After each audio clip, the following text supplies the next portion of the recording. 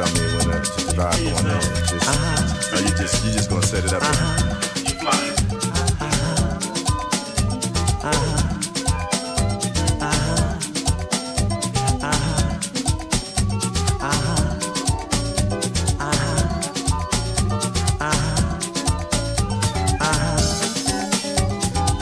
I was just waiting for those horns. Should be coming soon, right?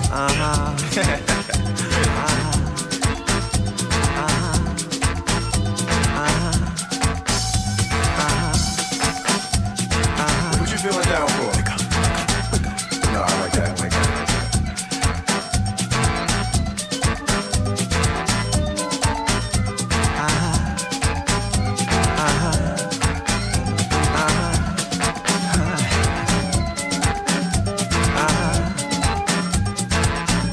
Just vibing right now.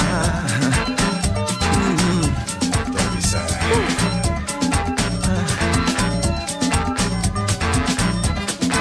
Open your eyes. The sun is shining. The angels are dancing in heaven. You hear me? Wake up, people, wake up. Wake up. Wake up, people, wake up now. Wake up. Wake up, people, wake up. Wake up. Wake up the people, Lord, wake up. Wake up. Father God, in your name I pray. Help the people find their way. Better days are coming by and by. We can make it if we try. Come on. Wake up the people, Lord, wake up. Wake up. Wake up, people, wake up now. Wake up. Wake up the people, Lord, wake up. Wake up. Wake up, people, wake up now. Wake up. Father God, in your name I pray. Help the people find their way. Look around and then I see a little old man and a homeless lady. They don't have no food to eat. Father, give them a warm place to sleep. Come on, wake up the people, wake up. Wake Wake up, wake up. Wake up the people, Lord, wake up. Wake up. Wake up. Wake up. Wake up, people, wake up. Wake up. Wake up, people, wake up now. Wake up. Wake up. Greetings, family, greetings. This is Brother Jegna. Another Sunday bringing you a new Afrocentricity book show. I hope you guys had a good week. I was away last week. I couldn't be here, family commitments, but I am back again. Just to remind you, we are reading the great classic book called The Black Jacobins by C.L.R. James. The Black Jacobins by C.L.R. James is all about the Haitian Revolution and Toussaint L'Ouverture and the San Domingo Revolution. So before the island was renamed Haiti, which it has today, it was called San Domingo by the French and the Spanish. So what's happened this week? There's been many things happening this week as usual in the UK and in foreign as well. So one of the major things that happened this week really was that there was a great flyer in France of the Notre Dame Cathedral, big massive church there.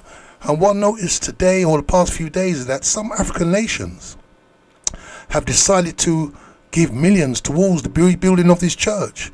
So I must scratch my head and ask, why will these African nations, who have many people unfortunately living in poverty in some of these nations here, and they're giving monies to France, this rich nation, who, well, one of the wealthiest colonies in the world.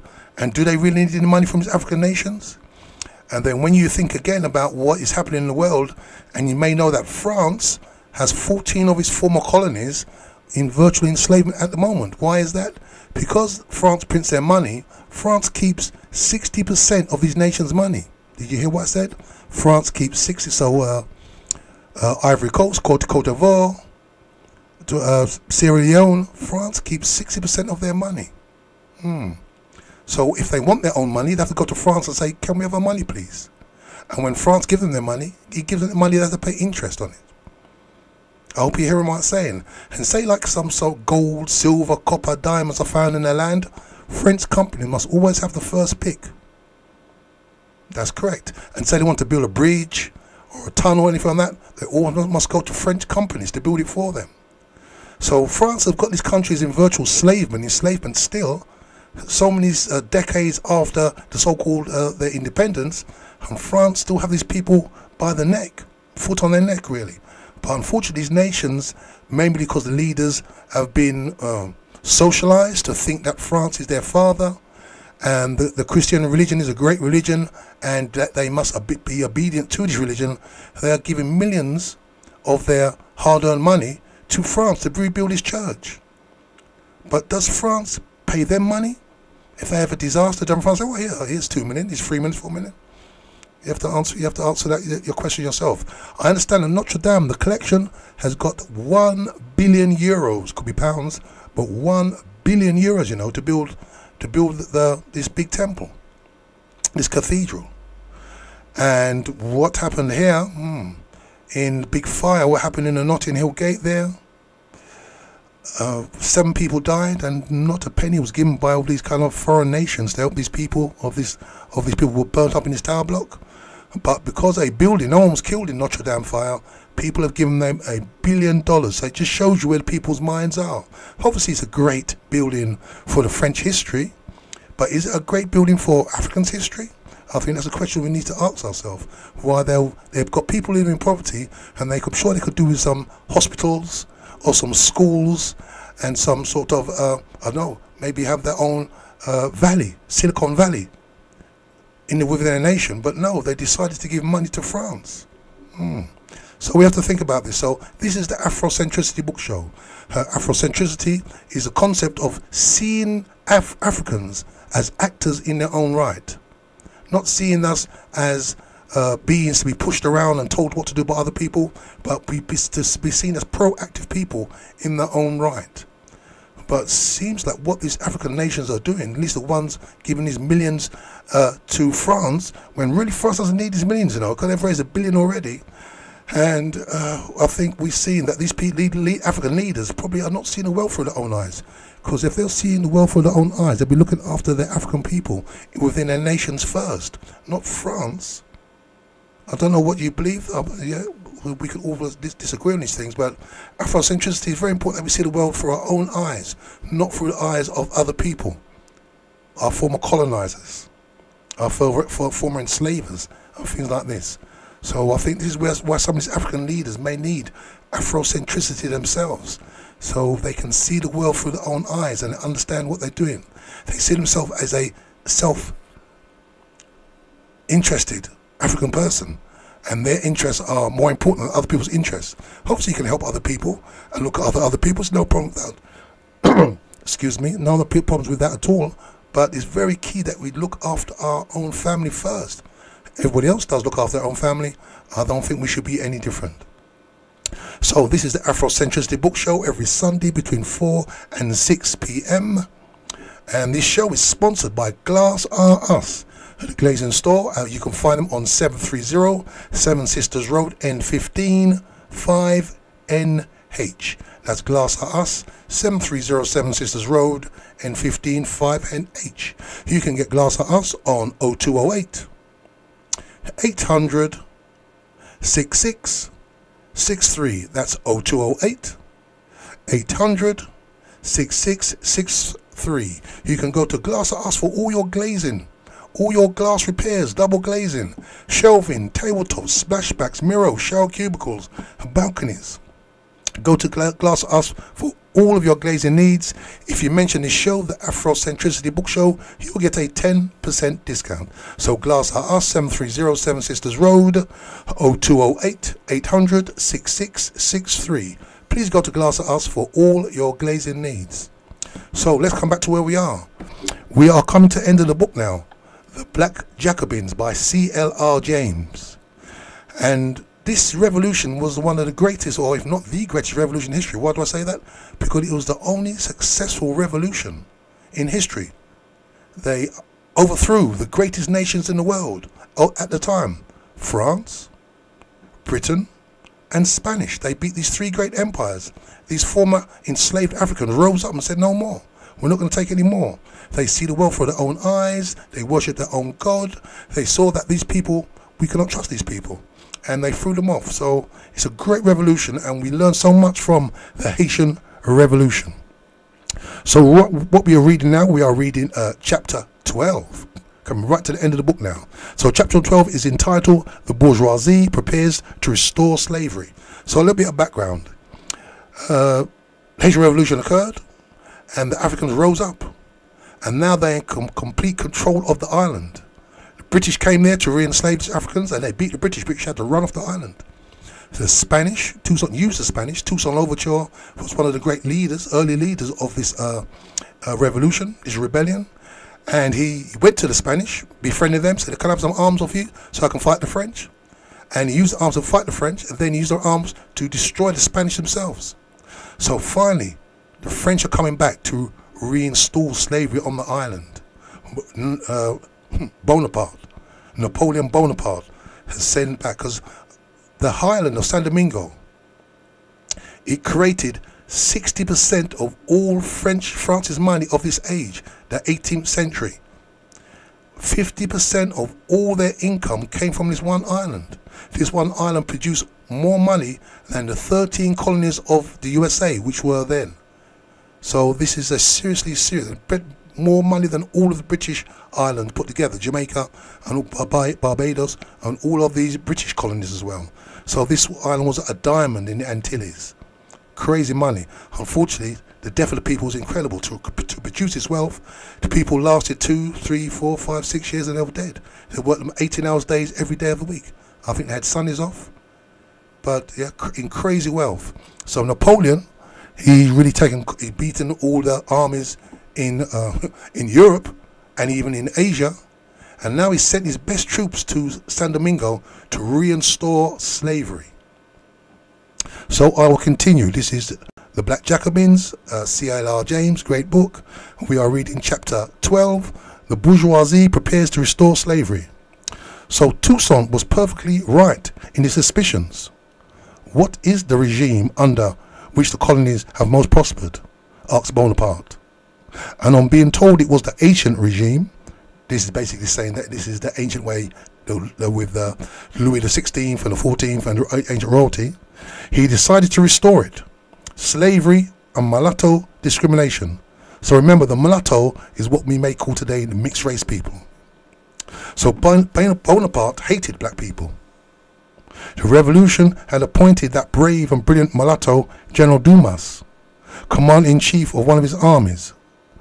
But Bonaparte detested him for his colour and persecuted him. So I interject here very quickly.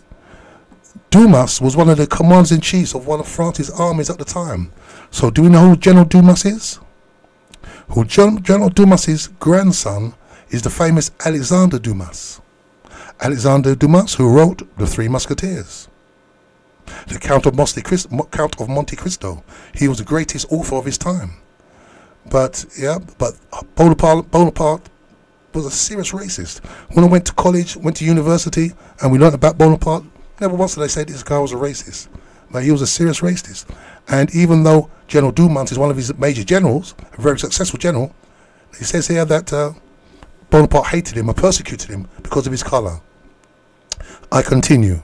Yet Bonaparte was no colonist, and his anti-Negro bias was far from influencing his major policies. He wanted profits for his supporters, and the glamorous colonists found in him a ready heir. The bourgeoisie of the maritime towns wanted the fabulous profits of the old days. The passionate desire to free all humanity, which had called for the Negro freedom in the great days of the Revolution, now huddled in the slums of Paris and Marseille. Exhausted by its great efforts and terrorized by Bonaparte's bayonets and Fouché's police. But the abolition of slavery was one of the proudest memories of the Revolution. And much more important, the San Domingo blacks had an army and leaders trained to fight in the European manner. These were no savage tribesmen with spears against who European soldiers armed with rifles could win undying glory. Occupied with his European campaigns, Bonaparte never lost sight of San Domingo, as he never lost sight of anything. His officers presented plan after plan, but the British fleet and the unknown strength of the blacks prevented action. Yet early in March 1801, a shift in his policy nearly compelled him to leave Toussaint in complete charge of San Domingo. French and British bourgeoisie were in the middle of that struggle of world supremacy, which lasted over 20 years and devastated Europe. Bonaparte aimed at India, and having missed his first spring by way of Egypt, he won over the Tsar Paul, and these two arranged a march overland and steal from the British what they had stolen from the Indians. Bonaparte could not fight in two hemispheres at once, and on March the 4th he wrote a letter to Toussaint, which is, maybe I interject here, which is very strange, because Toussaint wrote Bonaparte many letters. Bonaparte never replied directly, but now he's replying, so you can see he wants something. It's very important that we learn from our history. So on March the 4th he wrote a letter to Toussaint, a letter beaming with goodwill. He had been busy, but now that peace was near, he had had time to read Toussaint's letters. He would appoint him Captain General of the island. He asked Toussaint to develop agriculture and build up the armed forces.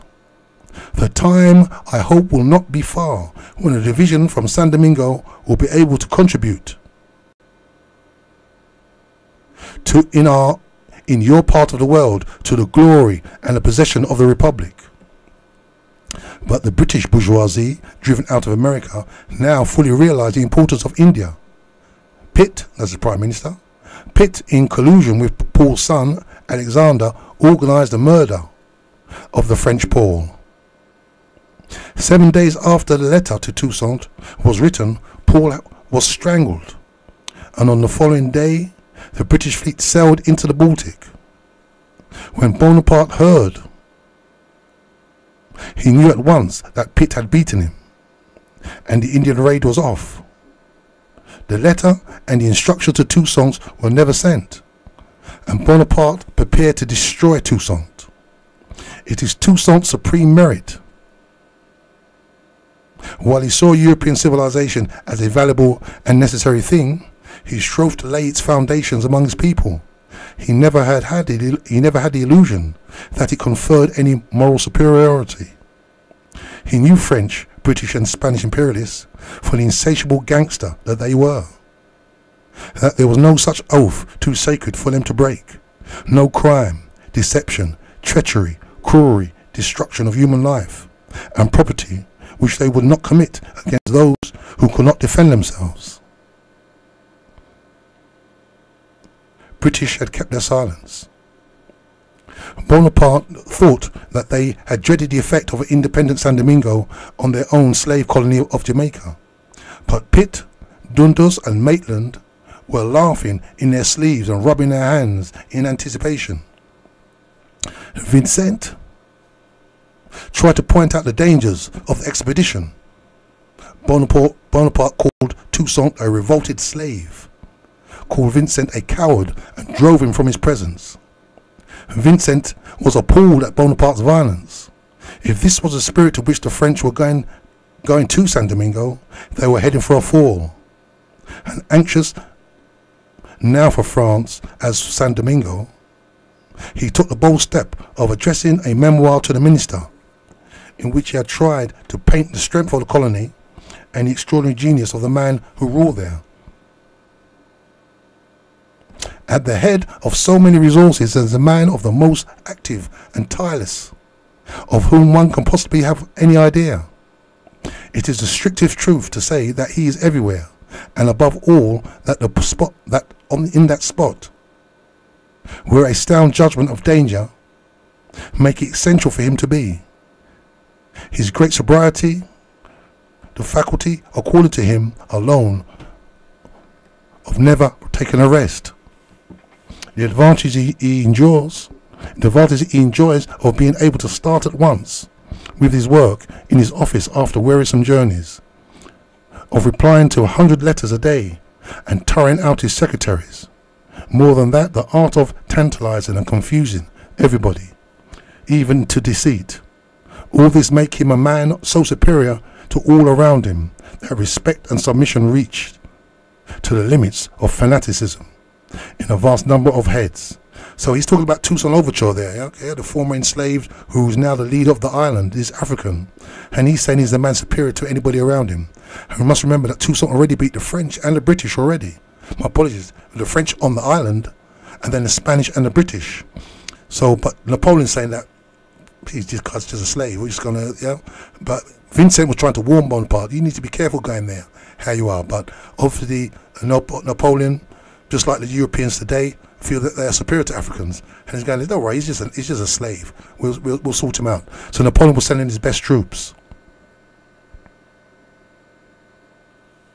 Vincent described Toussaint as superior to everyone in San Domingo. But if one reads that extract again, it becomes clear that this brave, honest, intelligent and experienced officer was obviously describing the most extraordinary human being he had ever met in his life, with powers beyond what he thought possible. In the writings of contemporaries describing the great figures of the French Revolution and the Napoleonic era, one finds his note of astonishment. This, I can't believe my own eyes attitude, in writings only about three men, Bonaparte, Nelson and Toussaint. So he's saying that these are the greatest men of their age. Bonaparte, Admiral Nelson, the British, and Toussaint himself were the greatest men of the age. Bonaparte was so angry that he banished Vincent to an island off Elba. Personally loved and respected by all of their contemporaries, Vincent and Bouvet failed, as will fail all who do not understand that in a revolution each must choose his side and stick to it. But although Bonaparte might shout nigger in the best slave-owning manner, more than anyone else in France, he divined the difficulties. At first he had thought it easy. The colonists who had fled in the early days of the revolution thought of the slaves as a motley crowd of black brigands who would fly at the first sight of white men. How could these such cowed, trembling niggers ever be anything else? They had defeated the British? Nonsense. That was fever. General Michel of the last commission, who had not seen Toussaint's armies in action, called his officers a collection of conceited incompetents. But Room, Pascal and Vincent, all of whom liked the blacks, and therefore knew that they were what they were capable of, were against any expedition. Pascal said that the more enlightened of the blacks, i.e. those who had been free before the revolution, did not love Toussaint, but 49/5 of the population followed him, blindly regarding him as an inspired God, or as being inspired by God. Room's attitude was most astonishing. Room was not even a Frenchman, but a Creole from Tobago. Yet, despite his rough treatment at the hands of Toussaint, he still retained a belief in Toussaint's devotion to France. He wrote that Toussaint had acted irregularly because of his fear of slavery. Let Bonaparte clothe him with a full civil and military power and reassure him about the future. At the end of the war, he would hand back the colony. So let me just say here, even though Toussaint had really freed the island, Toussaint still wanted to rule the island as a French colony. He didn't want complete independence. He still thought, I will run this island for France, because he's been educated and indoctrinated with the French culture.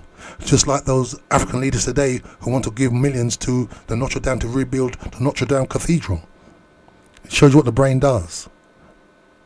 Malifant, an old colonist who was now an official in San Domingo, was offered a post in the expedition. He drafted a memorandum full of praise for Toussaint and the labourers, but warned Bonaparte against the catastrophe that he was preparing. When he met Leclerc, the captain general, a few days before the fleet sailed, Leclerc accused him of cowardice.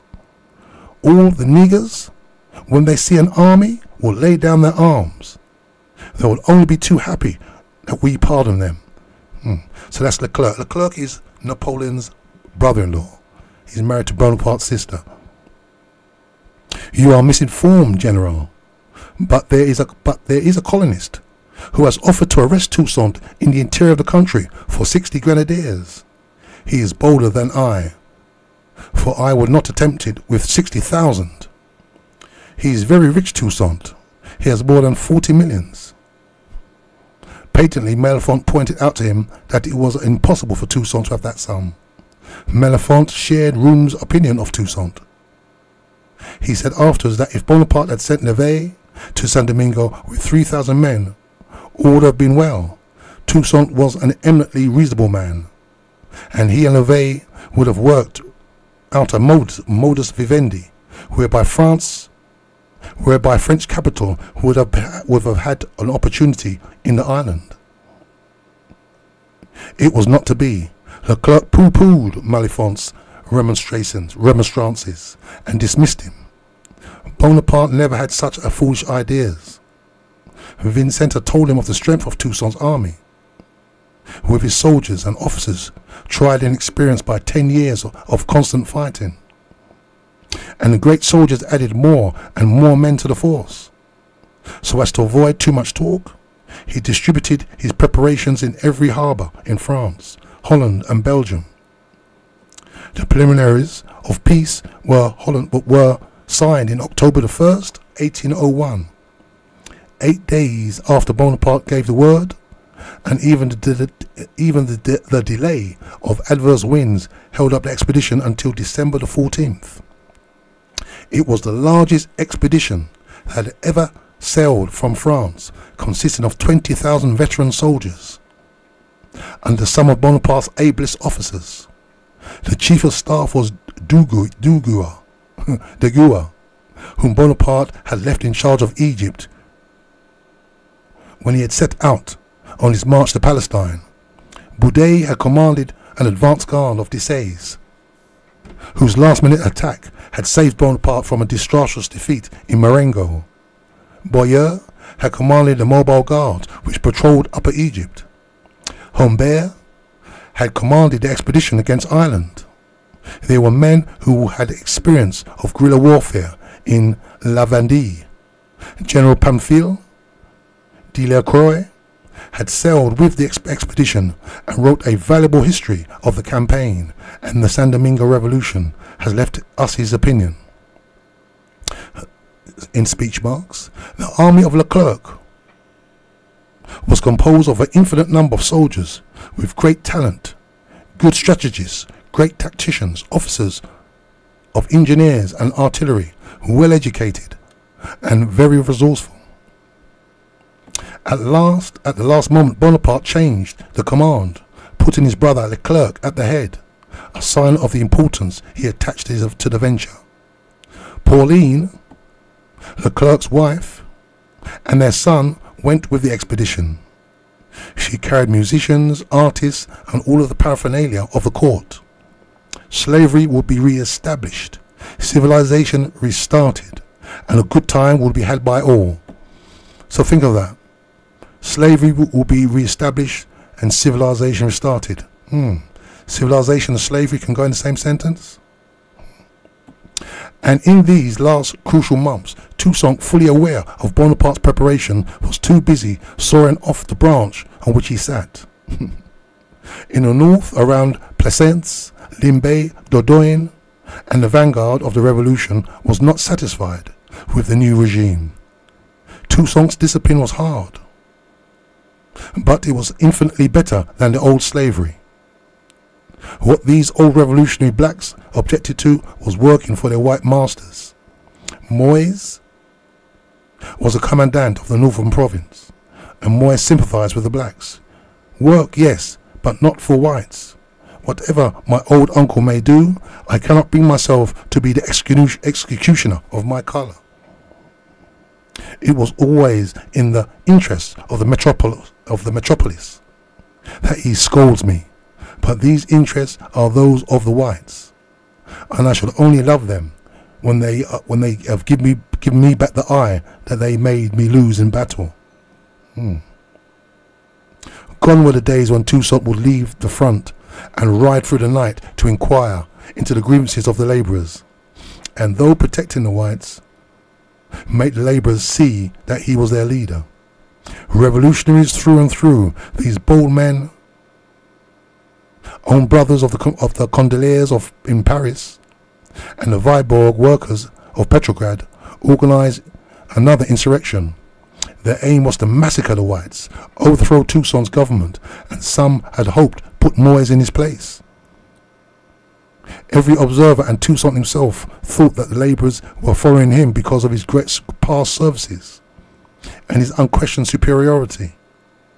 This insurrection proved that they were following him because he represented that complete emancipation from their former degradation, which was their chief goal. As soon as they saw that he was no longer going to this end, that they were ready to throw him over. This was no mere riot of a few discontented or lazy blacks. It was a widespreading over the north. The revolutionaries chose a time when Toussaint was away at Petit Riviere, attending the wedding of Dessalines. The moment should have begun in Le Cap in September the 21st, but Christophe heard of it just in time to check the first outbursts in various quarters of the town. On the 22nd and the 23rd, the revolt burst into revolutionary districts of Marmalade, Plaisance, Limbé, Port Margot, and Dodon, home of the famous regiment. On the morning of the 23rd, it broke out in Le Cap. So Le Cap is the larger city in San Domingo. It broke out again in Le Cap, while armed bands killing all the whites whom they met on the way appeared in the suburbs to make contact with those in the town. While Christos defeated these, Toussaint and Dessalines marched against the rising in Marmalade and Dodon, and it fell into pieces before him and his terrible lieutenant. Moyes, avoiding a meeting with Toussaint, attacked and defeated another band, but blacks in certain districts had revolted to the cry of "Long live Moyes!" Toussaint therefore had him arrested and would not allow the military tribunal even to hear him. The documents, he said, were enough. I flatter myself that the commissioners will not delay a judgment so necessary for the tranquility of the colony. He was afraid that Moyes might supplant him. So we must remember that Moyes is actually Toussaint's nephew. And Toussaint has got the Africans back onto the plantations. They're being paid now, serious labourers now, they're being paid. But they're still under being taken orders from the former slave masters, the whites. And this is what the blacks hated. Even though it was being paid, the whites were still treating them in a racist way. And we can see a similar sort of thing in South Africa today, where Mandela have left these European thieves with all their lands. They still own something like 80% of the land, and they treat the blacks in the same way as they did before. So unfortunately, Moyes has been arrested now because he feels that Moyes may overthrow him. But the people love Moyes, and he's making a mistake by arresting him. The documents, he said, were enough. He was afraid Moyes may try to supplant him. Upon the hint, the commission gave judgment, and Moyes was shot.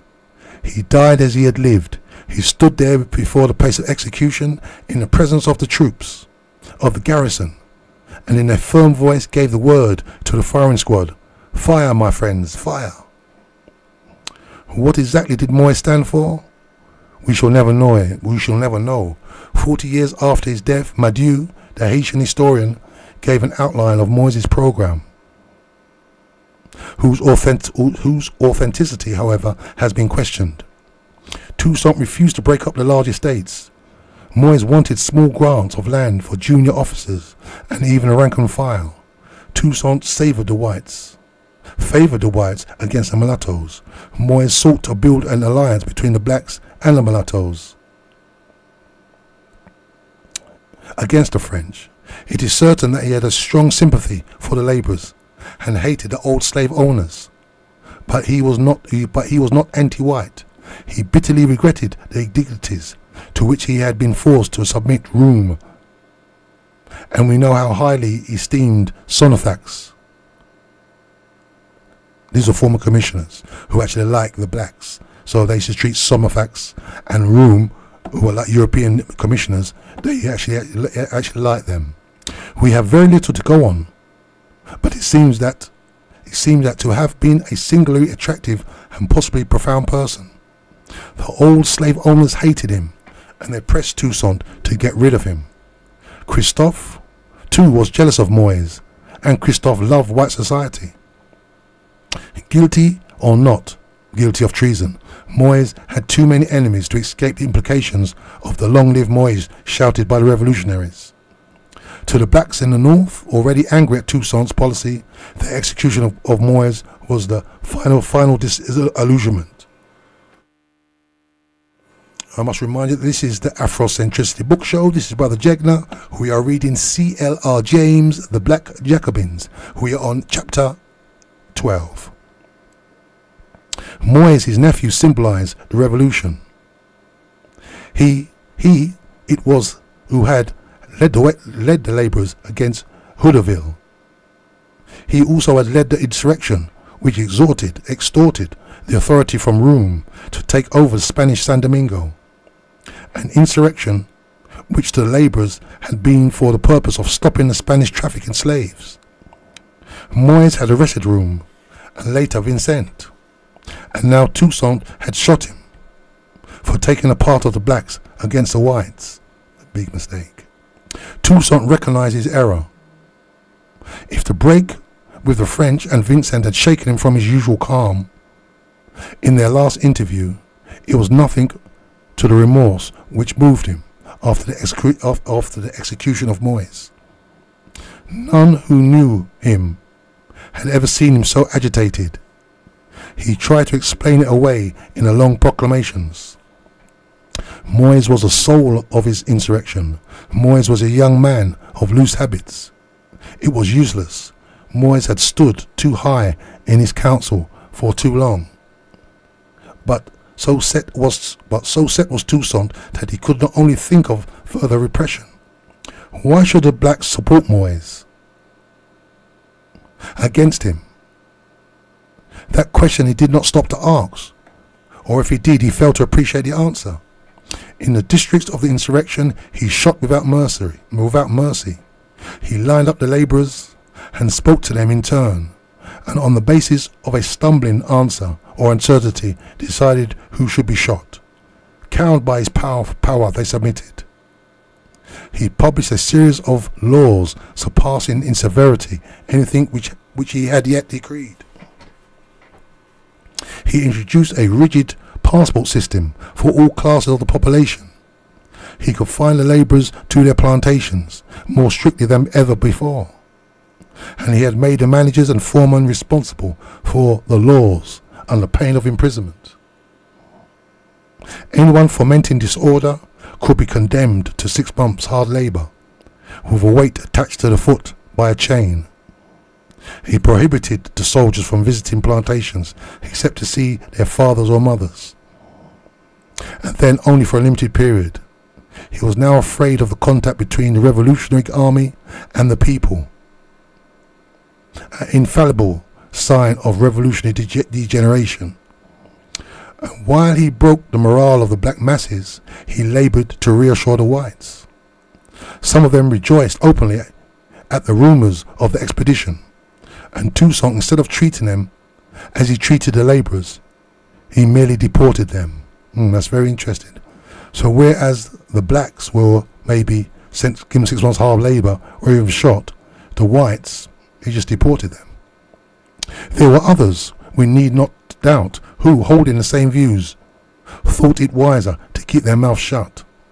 A substantial number, however, accepted the new order and viewed with dismay the violence and destruction with which they were inevitable if the French expedition came. Some began to leave and ask for passports. One of the most notable Creoles of San Domingo was a man of good education and judgment who fully accepted the new San Domingo, came to Toussaint and asked him for a passport. Here is what Toussaint dreaded: the break-up of the unstable regime before he had a chance to acquire cohesion. He went quickly to the door to to see that he was not likely to be overheard.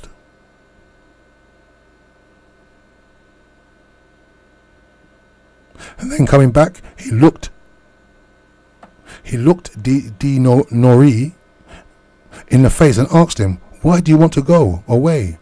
And whom I esteem and love?" "Because I am white, and notwithstanding the kindly feeling you have for me, I see that you are about to become the irritated chief of the blacks." With some injustice, he accused Toussaint of deporting those whites who had rejoiced at the coming of the expedition. Toussaint justified his action with warmth. "They have had the impudence and folly to rejoice at such news, as if the expedition was not destined to destroy me, to destroy the whites and destroy the colony. With a mind such as this, essentially creative and orderly, this was the prospect which preoccupied him and warped his judgment. In France I am represented as an independent power, and therefore they are arming against me, whom refused General Maitland's offer to re-establish my independence." So he refused the offer to the British Maitland to re-establish independence on the island. And he's saying, this is why they treat me, even though I rebuffed the British under the protection of England, and who always rejected the proposal which Halifax had made to me on the subject. He knew that the expedition was on its way, but still he hoped that somehow the coming catastrophe might be averted. "Since, however, you wish to set out for France, I consent. But at least let your voyage be useful to the colony. I will send letters to the first consul by you, and I will entreat him to listen to you. Tell him about me. Tell him how prosperous agriculture is, how prosperous in the commerce. In a word, tell him what I have done. It is according to all I have done what I have done here, that I ought, and that I wish to be judged. 20 times I've written to Bonaparte to ask him to send civil commissioners, to tell him to dispatch hither the old colonists, whites instructed in administering public affairs, good machinists, good workmen. But he has never replied," this is Napoleon. "Suddenly he avails me of the peace, of which he has not deigned to inform me, of which I am to learn only through the English. He orders to direct against me a formidable expedition in the ranks, which I see my personal enemies and people injurious to the colony, whom I sent away. Come to me within 24 hours. I want you and my letters to arrive in time to make the first consul change his determination, to make him see that in ruining me, he ruins the blacks. He ruins not only San Domingo, but also all the western colonies. If Bonaparte is the first man in France, Toussaint is the first man of the archipelago of the Antilles." He had no false modesty as to what he meant in San Domingo. He reflected for a moment, and then he said in a firm tone that he had been making arrangements with the English to get 20,000 blacks from Africa, but not for treachery, but to make them soldiers for France. "I know the perfidy of the English. I am under no obligation to them for the information that they gave me to the expedition coming to San Domingo. No, never will I arm for them. But reality forced itself on him again. I took up arms for the freedom of my colour, which France alone proclaimed, but which he has now right to nullify. Our liberty is no longer in their hands. It is in our own. We will defend it or perish.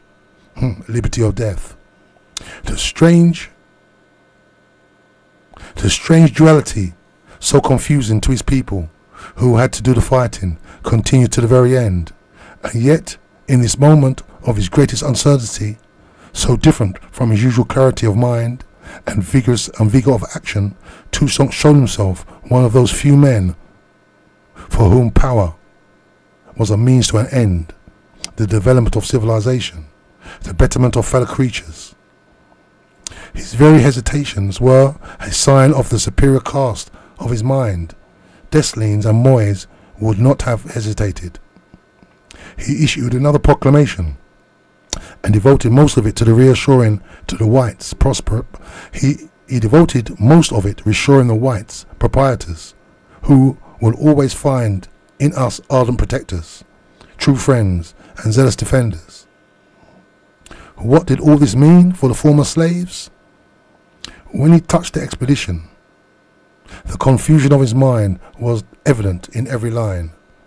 Men of good faith will not be able any longer to believe that France, who had abandoned San Domingo to herself at a time when her enemies disputed possession, will now send an army to destroy the men who have not ceased to serve her well. After all, after thus sowing doubt in the minds of his people as to the intentions of France, he continued, "But if it so happens that this crime of which the French government is suspected is real, it suffices for me to say that a child who knows the rights the nature has given over to the author of his days shows itself obedient and submissive towards the father and the mother, and if in spite of the submission and obedience the father and mother are unnatural enough to wish to destroy it, there remains no other course than to place its vengeance in the hands of God." So God was to defend the blacks from slavery. What of the army and the people and himself, their leader? Brave soldiers, generals, officers, rank and file, do not listen to the wicked. I shall show you the road you ought to follow. I am a soldier.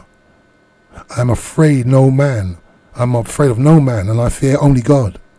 And if I must die, it shall be as a soldier of honor, with no fear of reproach. Toussaint could not believe that the French ruling class would be so depraved, so lost to all sense of decency, as to try to restore slavery. His grasp of politics led him to make all the preparations. But he could not admit to himself and to his people that it was easier to find decency, gratitude and justice and humanity in a cage of starving tigers than in the councils of imperialism, whether in the cabinets of Pitt or Bonaparte or Baldwin, Laval or Blum. Criticism is not enough. What should Toussaint have done?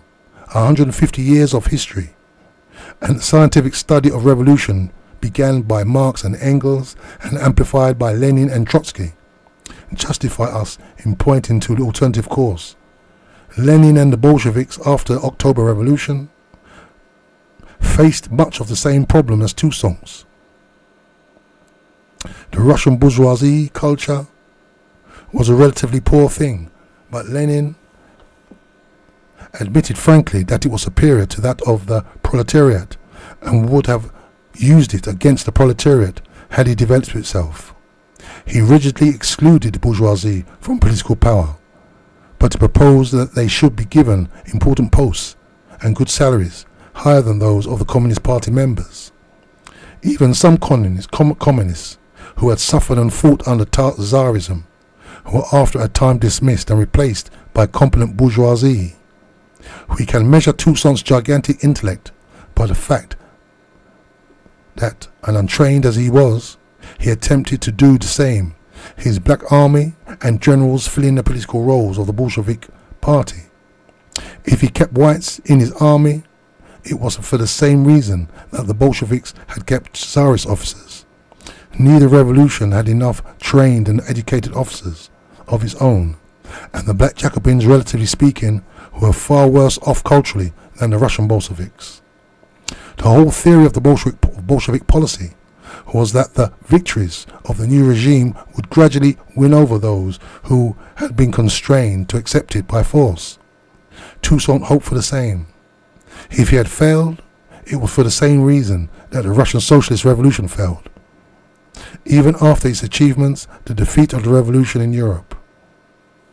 Had the Jacobins been able to consolidate the Democratic Republic in 1794, Haiti would have remained a French colony, but an attempt to restore slavery would have been most unlikely. It was in method and not principle that Toussaint failed.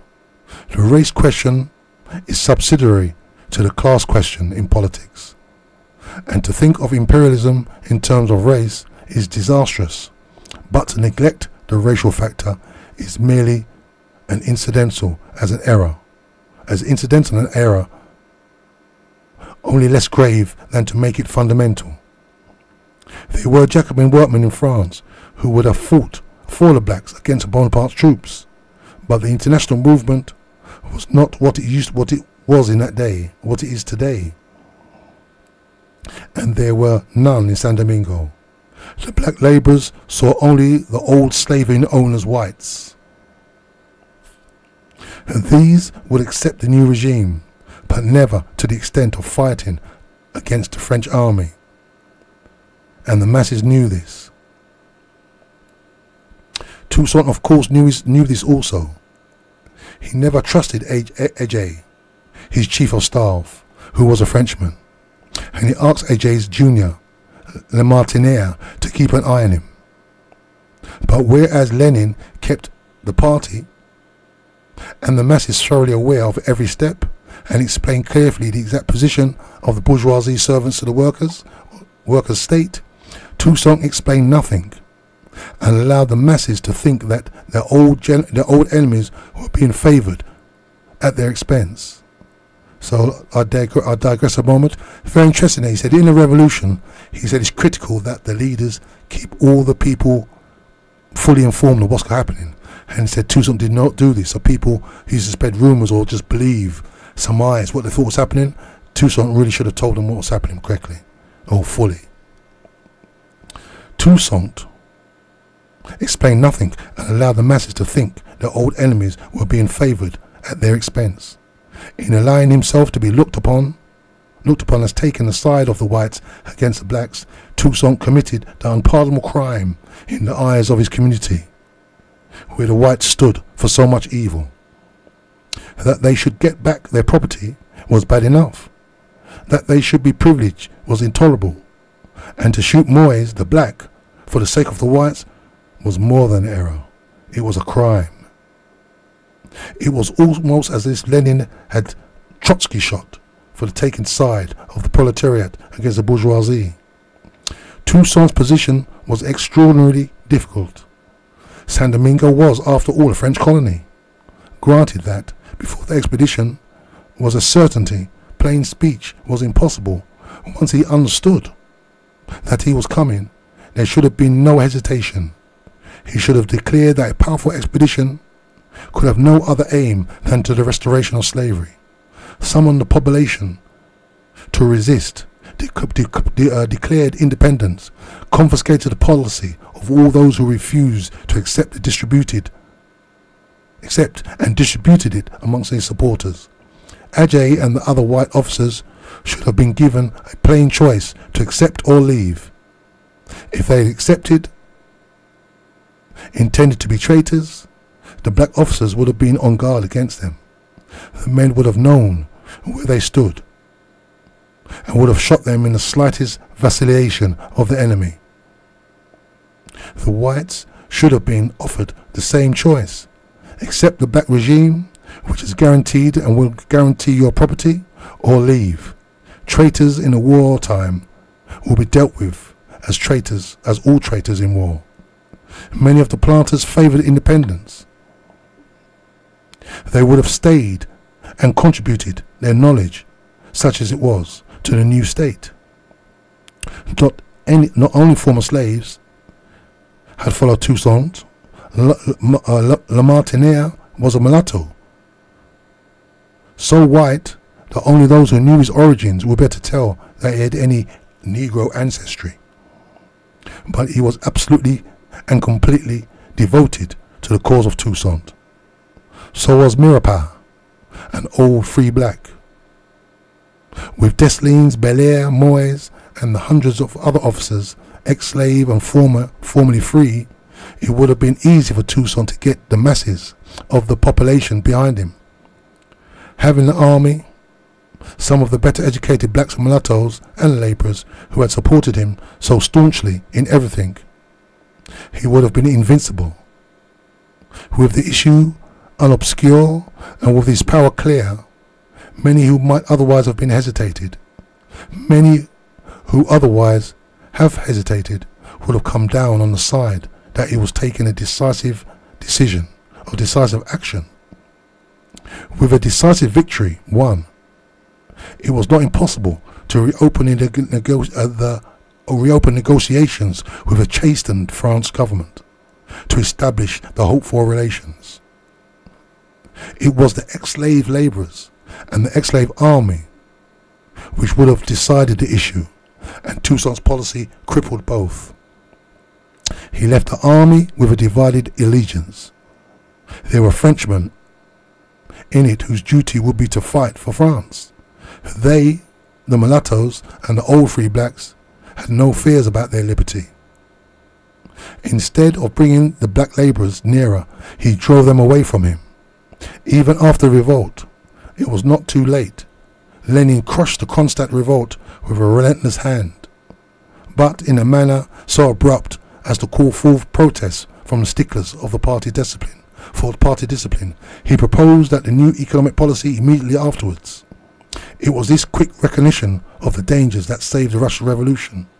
Toussaint crushed the revolt, as he was bound to do, but instead of recognizing the origins of the revolt as springing from the fear of the same enemy that he was arming against, he was sterner with revolutionaries than he had been before.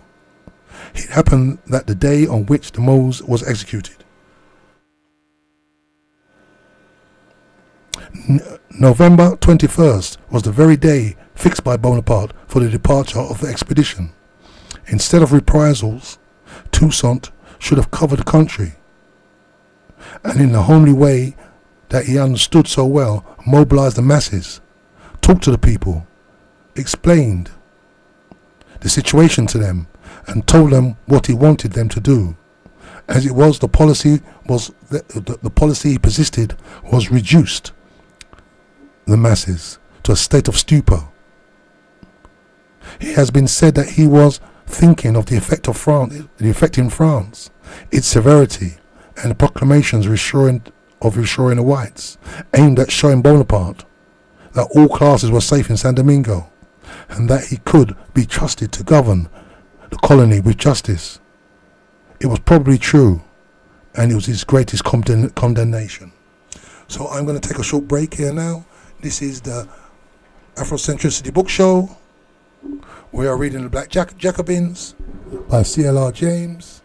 We are on chapter 12. So we're going to take a short break, and we'll be back shortly afterwards.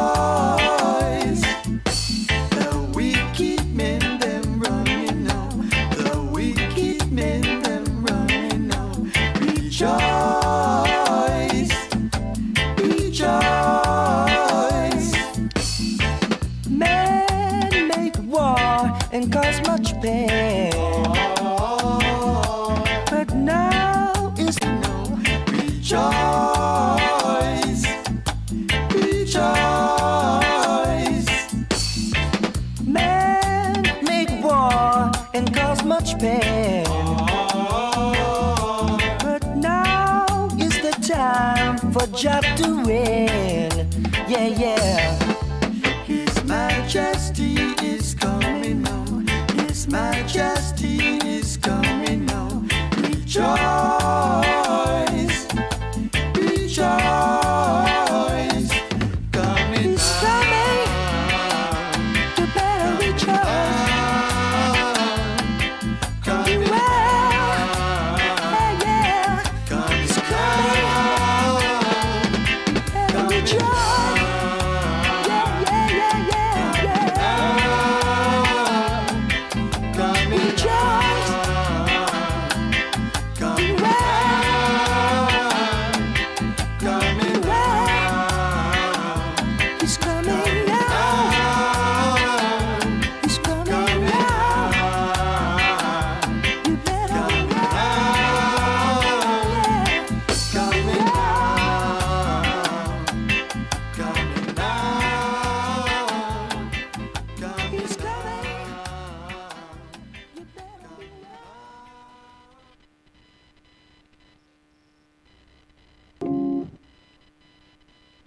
Here is a story told to the children of Africa. We love the children of Africa, teaching the children. Oh, da da da da, la da da da. Oi, black eye, black hair, black skin, black queen, stand majestic with the black king. Today I'll sing you a black song. You need to hear about beautiful black things. Cause most time we hear about black, we hear about black magic and black witches. Blacklist, black book, black market, Black Friday, you spend off your black riches. I've never seen a doctor in black, nor seen a black pill to cure no black people. But I've seen bush doctors like Tosh and Marley resurrect like a real black beetle. Malcolm, Marcus, Martin. When you see Walter Rodney, ask him, oh, you not hear about how well laughing. So when the little offspring asking, tell them they never told us that black is beautiful. They never told us black is beauty. They never told us that black is beautiful. They never told us. They never told us that black is beautiful.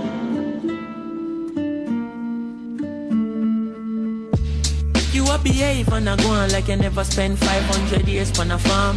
The same chain you are wearing and go on is another black life in Sierra Leone. Boy, they find out Mama Earth got gold then. They mind out Mama Earth black soul then. You work hard just to get a black card. Same card where you swipe by back your black gold then. Hold on, I see no faces long, but this is not a racist song. This is a song for the children who was never told about where their race is from. They never hear it in them favorite songs. Everybody calm as a slavery's done. What I go on when the babies come? I start read about things like Dogons, Black Kemet and Kush, Black Kings, Black Senate and books. We teach about pyramids and put real significance to we physical looks. So every word when me sing black, in my world everything black.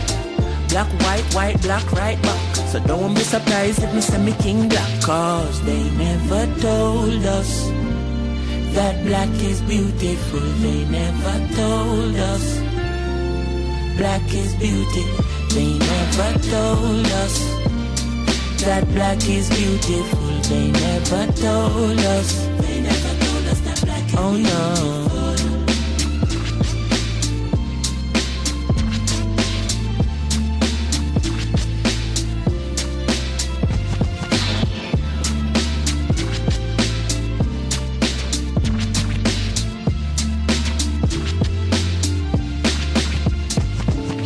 Preacher is preaching, good God, the things that he preaches. I wonder who taught him to preach. Teacher is teaching, where did he get his degree? Now it is no mystery, who taught us black history? He's up. Black people may I talk to straight. I want every black person listening to this song to hug yourself and say, we've come a long way. Yeah. This one is personal.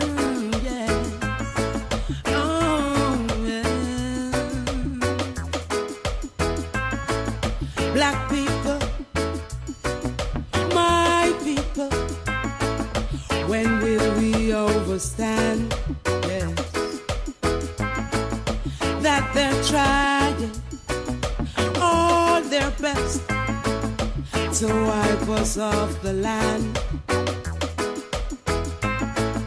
Wake up now, take a stand. It's Armageddon. Rebel against partiality. Be proud as African. Cause I hate to see you bleach away the memories. 500 years and more of brutal slavery, while we're leaning on the cross of Calvary. It's wiping out the black majority, literally. Sha la la la la la la. I sing 'cause I love you, my people. Listen when I tell you, sha la la la la la la la la. Don't make them kill you. Get up for your rights, stand up for your rights. Did Rosa Parks pave the way just for nothing at all? Mandela went to prison and it was for us all. Marcus Garvey, Martin Luther King, Malcolm the ball. I think we now go ready till we're back against the wall. Ellis Kelly, Andrew Williams Green. Keep on teaching, running African queens. All freedom fighters, past and present, we salute you. Let the blessings of the elders go before you. My people, what is wrong with us? Are we gonna just give in and let them conquer us? Look around, the signs are everywhere. New Orleans to the motherland, we will have to save our nation. Stand strong, ashwa la la la la la la. Sing 'cause I love you, my people. Listen when I tell you, tra la la la la la la la la la. Don't make them fool you. Get up for your rights, stand up for your rights. Tra la la la la la la la la. Sing 'cause I love you, my people. Listen when I tell you, oh Mama Africa, we cry for you. All of us love you. Get up for your rights, stand up for your rights now. Black people, my people, when will we understand? That they're trying all their best to wipe us off the land. Wake up now, take a stand. Okay, this is Brother Jacob back again. I hope you enjoyed that short kind of musical break.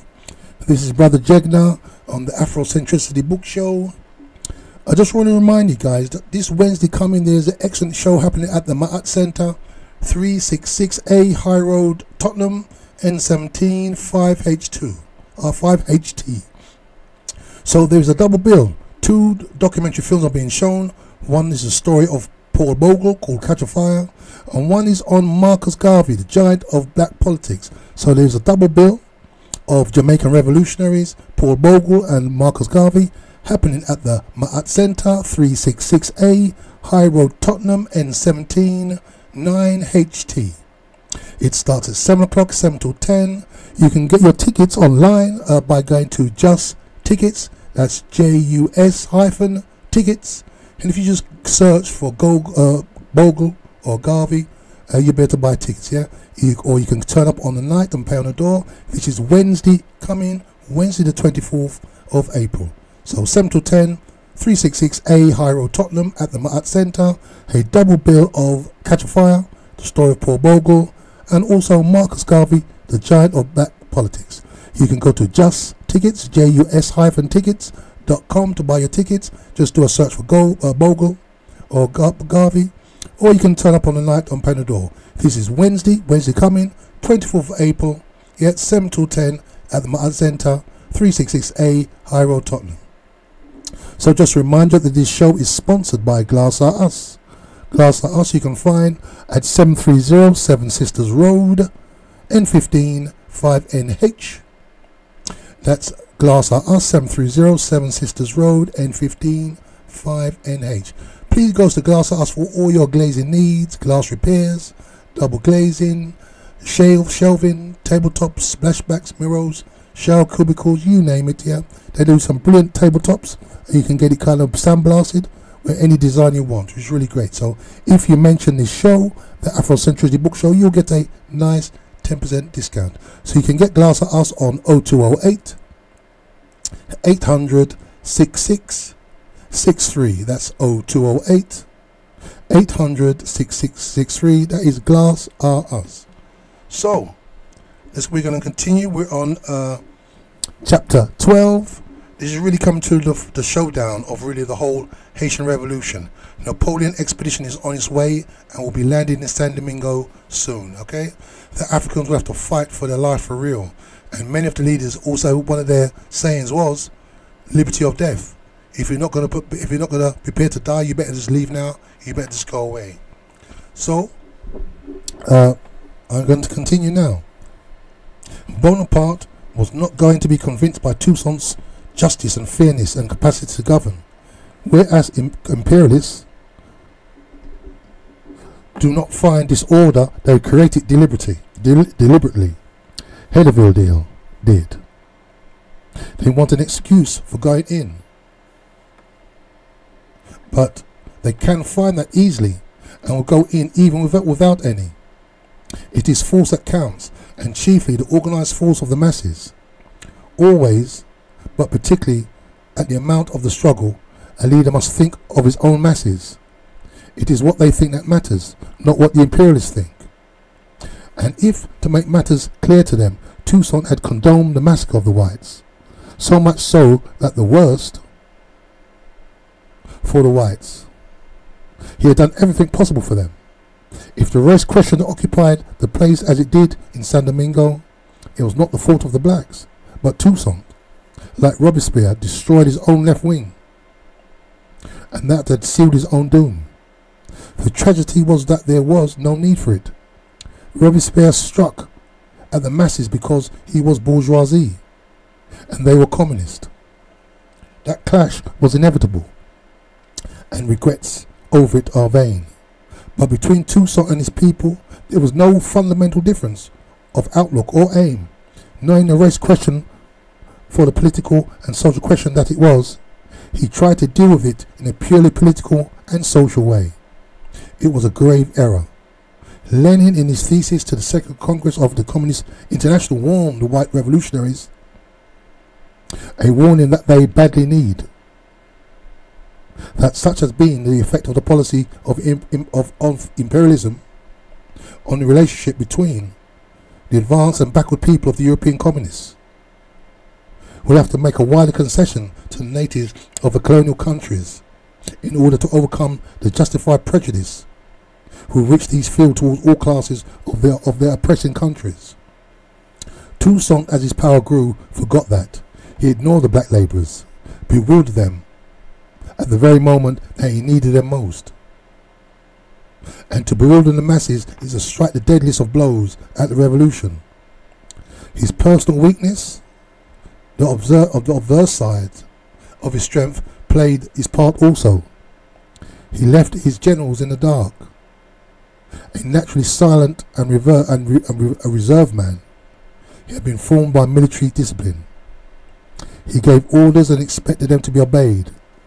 Nobody ever knew what he was doing. He said suddenly that Solofax must go, and invited his generals in vain to sign a letter, or not, as they pleased. And when Vincent spoke to Christophe and Moyes about the Constitution, they knew nothing about it. Moyes' bitter complaint about Toussaint was that the whites came obviously from a man who Toussaint had never explained the motives of his policy. They would have needed such persuasion to follow a bold lead. Moyes was feeling his way towards it. And we can point out that Toussaint's weakness all the more clearly because Dessalines had actually found the correct method.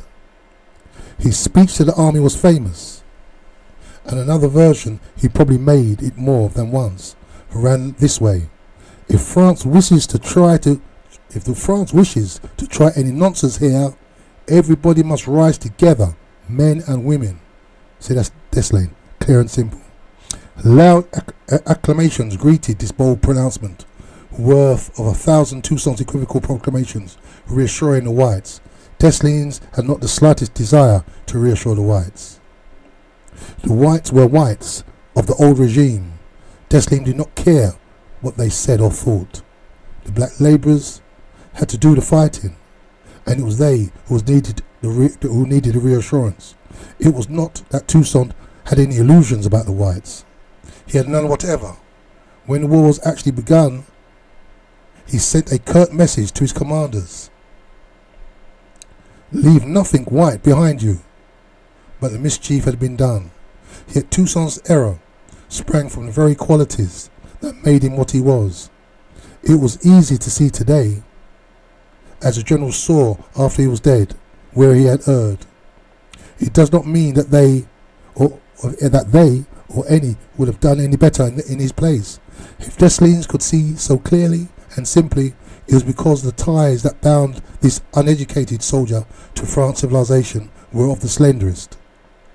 He saw what was under his nose so well because he saw no further. Toussaint's failure was the failure of enlightenment, not of darkness. In the last days of December, the fleet of Admiral Villaret-Joyeuse, bearing on board the first detachment of 12,000 men, sailed into the harbour of Samonay Bay. Toussaint, standing alone on a neighbouring peak, watched the vessel. Unaccustomed to naval armaments, he was overwhelmed by their number. As he returned to his staff, he uttered the words, "We shall perish. All France has come to overwhelm us." It was not fear, he was never afraid, but certain traits of his character ran deep in great men. Despite all that he had done, he was at bottom the same Toussaint who had hesitated to join the revolution in 1791, and for one whole month he had protected his master's plantation from destruction.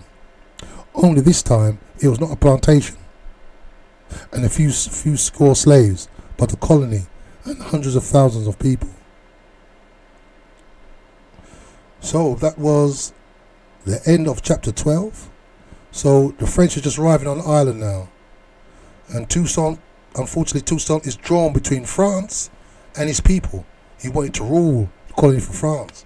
He wanted to protect the whites because he thought that he needed those to run the colony for him, and this made him kind of contradict himself. He had a dichotomy: should I go this way or should I go to that way? However, the French have arrived now, so his mind's going to come into focus. So this is chapter 13, the War for Independence, and I believe this is the last chapter. So this is Brother Jegna. This is the Afrocentricity Book Show. We are reading The Black Jacobins by C.L.R. James.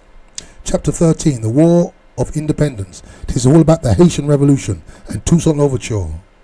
The defeat of Toussaint in the War of Independence and his imprisonment and the death of Europe are universally looked upon as a tragedy. They contain authentic elements of the tragic, in that even at the heights of the war, Toussaint strove to maintain the French connection as necessary to Haiti in its long and difficult climb to civilization. Convinced that slavery would never be restored to San Domingo, he was equally convinced that the population of slaves recently landed from Africa could not attain to civilization by going it alone. His tergiversations is an inability to take firm and realistic decisions, which so distinguished his career and had become the complete expression of his personality. As we watch these blunders and inevitable catastrophe, we have always to remember that here is no conflict of the insoluble dilemmas of the human condition, no division of personality, which can find itself only in the striving of the unattainable. Toussaint was a whole man, the man into which the French Revolution had made him, demanded that the relationship with France of liberty and equality and fraternity and the abolition of slavery without a debate should be maintained. What revolution France signified was perpetually on his lips, in public statements, in his correspondence, in spontaneous intimacy of private conversations. It was the highest stage of social existence that he could imagine. It was not only the framework of his mind. No one else was so conscious of its practical necessity in the social backwardness and primitive conditions of those around him, of life around him. Being the man he was by nature and by a range and intensity of new experiences, such as is given to a few, that is the way he saw the world in which he lived. His unrealistic attitude to the former masters at home and abroad sprang not only from any abstract humanitarianism or loyalty, but from a recognition that they alone had done what San Domingo society needed. He believed that he could not handle them. He believed that he could handle them. It was not improbable that he could have done it. He was in a situation strictly comparable to that of the greatest of the American statesmen, Abraham Lincoln, in 1865. If the thing could be done at all, it could be done. He could have done it. Lincoln was not allowed to try. Toussaint fought desperately for the right to try. If he was convinced that San Domingo would decay without the benefits of French connection, he was equally certain that slavery would never be restored. Between these two certainties, he, in whom penetrating vision and prompt decision had become second nature, became the embodiment of vacillation. His allegiance to the French Revolution and all that it opened out for mankind in general and the people of San Domingo in particular, this had made him what he was. But this, in the end, is what ruined him. Perhaps for him, to have expected more than the bare freedom was too much for the time. With that alone, Dessalines was satisfied, and perhaps the proof of that freedom alone was possible lies in the fact that to ensure that Dessalines, the faithful adjutant, had to see that Toussaint was removed from the scene. Toussaint was attempting the impossible that for him the only reality that mattered, the realities to which the historian is condemned at will at times simplify the tragic alternatives with which he was faced. But these factual statements and the judgments that they demand must not be allowed to obscure or minimize the true tragic character of the dilemma. One of the most remarkable of these was an authentic historical record. But in a deeper sense, the life and death are not truly tragic. Prometheus, Hamlet, Lear, Phaedra, Ahab assert what may have been the permanent impulses of the human condition against the claim of organized society. They do this in the face of an imminent or even certain destruction. Their defiance propels them to heights which make their defeat a sacrifice which adds to our conception of the human grandeur. Toussaint is in a lesser category. His splendid powers did not rise but decline. Where formerly he was distinguished above all for his prompt and fierce estimate of whatever faced him, we have already seen him misjudging events and people, vacillating in principle, and losing both the fear of his enemies and the confidence of his own supporters. The harmatia, the tragic flaw, which we have constructed from Aristotle, was in Toussaint a moral weakness. It was a specific error, a total miscalculation of the constituent events. Yet, what is lost to the imagination or imaginative freedom and creative logic of a great dramatist is to some degree atoned for by the historical actuality of his dilemma. It would therefore be a mistake to see him merely as a political figure in a remote West Indian island. If his story does not approach the greater dramatic creations, in his social significance and human appeal far exceeds the last days of at St. Helena and their apotheosis of accumulation and degradation, the suicide of Wilhelm Strauss. The Greek tragedy could always go to their gods for a dramatic embodiment of fate, the decay who rules over the world. Neither nor they we ever made. But not Shakespeare himself could have found such a dramatic embodiment of fate as Toussaint struggled against. Bonaparte himself, nor could the furthest imagination have envisaged the entry of the chorus of the ex-slaves themselves as the arbiters of their own fate. Toussaint's certainty of this as the ultimate and irresistible resolution of the problem to which he refused to limit himself. That explains the mistakes and atones for them. Like Toussaint, Bonaparte did everything himself and wrote out the plan of the campaign with his own hand. He divided it into 3 periods. In the first, Leclerc was to promise Toussaint everything he asked for, in order that Leclerc might establish himself as the principal point of the country. As soon as this is done, you will then be the firmer. Command him to reply without equivocation to me, the proclamation, and my letter. Toussaint was to come to Le Cap and swear fidelity to the Republic. On that very day, he and all his supporters, white and black, were to be shipped to France without being disgraced, but with honour and consideration. This was merely to avoid irritating the population unnecessarily. No epaulette was to be left on the shoulders of a single nigger. Raymond, with no mass following, was to be arrested and sent to France as a criminal.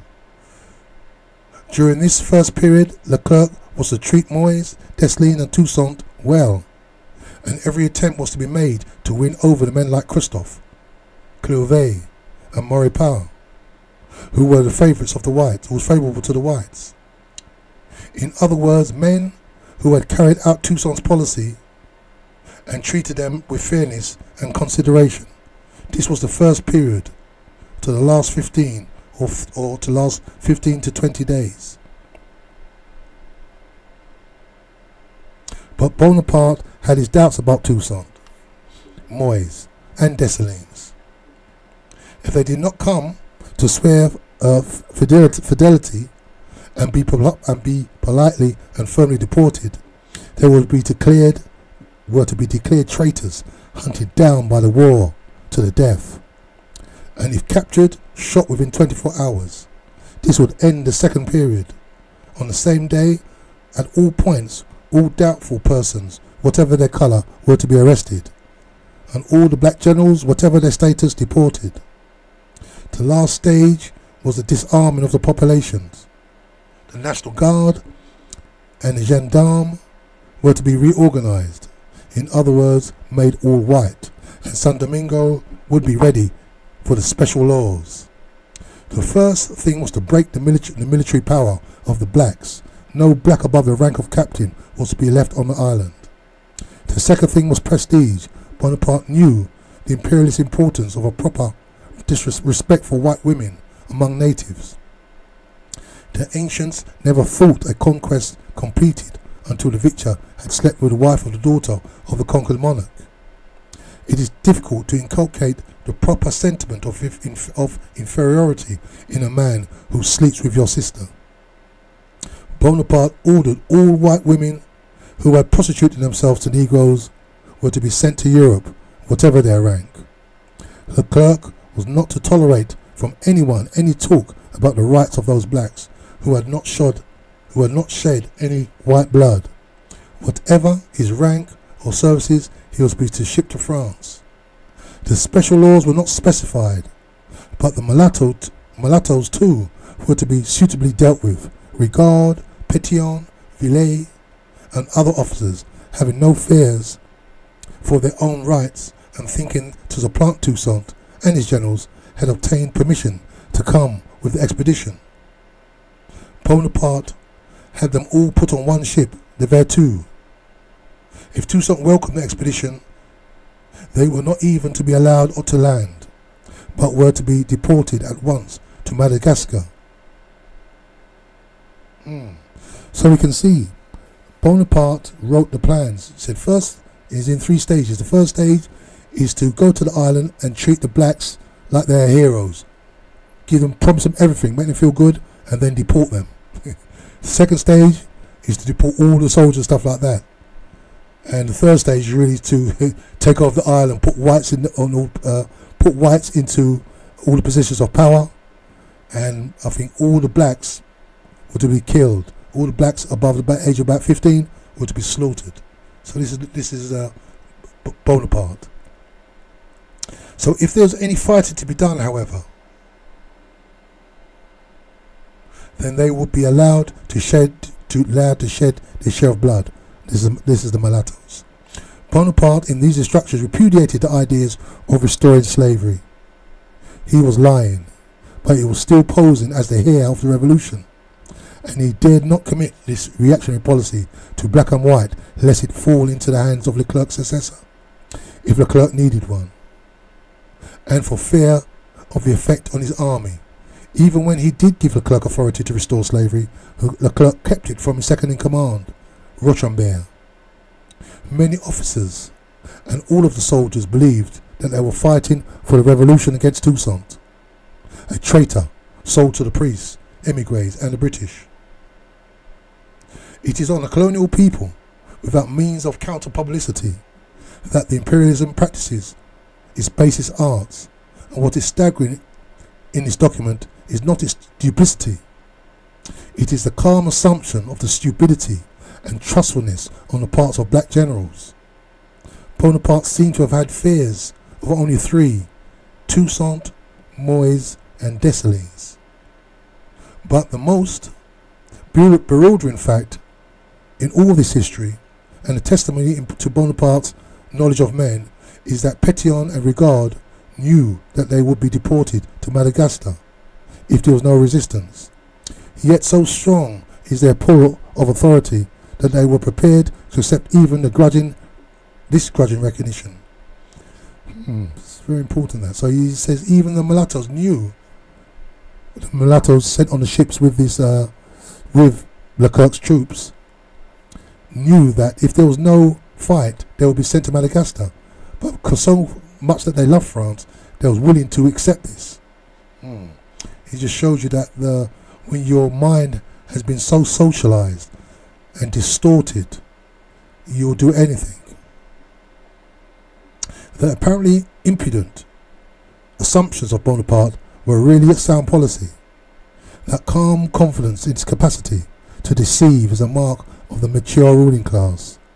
This accounts for its wild fury when it runs up against the tide, which never pays any attention to its most solemn protestations. Bonaparte was wise in singling out Toussaint, Dessalines and Moise, but for the first two, the whole plan would have succeeded. On February 2nd, Leclerc appeared off the harbour of Le Cap with 5,000 of his 12,000 men, and instructed Christophe, commanding the troops in the town, to prepare quarters for his men. Christophe, poor fool, had everything ready to receive them, but for a quarrel between Leclerc and Villeray-Joyeuse, and an adverse wind, Leclerc would have had Le Cap intact, but Toussaint, riding hard from Samana, arrived just in time to stop Christophe. He did not show himself, but allowed Christophe to carry on negotiations, hiding in a room nearby and making Christophe speak loudly so that he could hear his refusal. On his way to Christophe, Leclerc's envoy, as if by accident, let slip the same proclamations by Bonaparte calling on the population to rally around Leclerc, protector of their liberties, restorer of peace, etc. It was all that the petty bourgeois needed. The municipalities and civil functionaries, mulattoes and free blacks, always jealous of Toussaint's illiterate black generals and their low origin, and resenting Toussaint's despotism, gave demonstrations of joy and satisfaction. Stupid as only the petty bourgeois functionary can be, they implored Christophe to welcome the French expedition. The expedition's come to kill them, but they're welcoming them. Okay. To welcome the French expedition, César Telemaque, the mayor of Le Cap, an old free black and notably able administrator, led this folly, gave an official reading of the proclamations, and pestered Christophe to submit. To add force to the protestations of himself and his friends, he brought a deputation of old men, women and children to Christophe. Whites and all the formerly free were radiant, but the officers of the army, black and mulatto, were grimly hostile and would not speak to the French.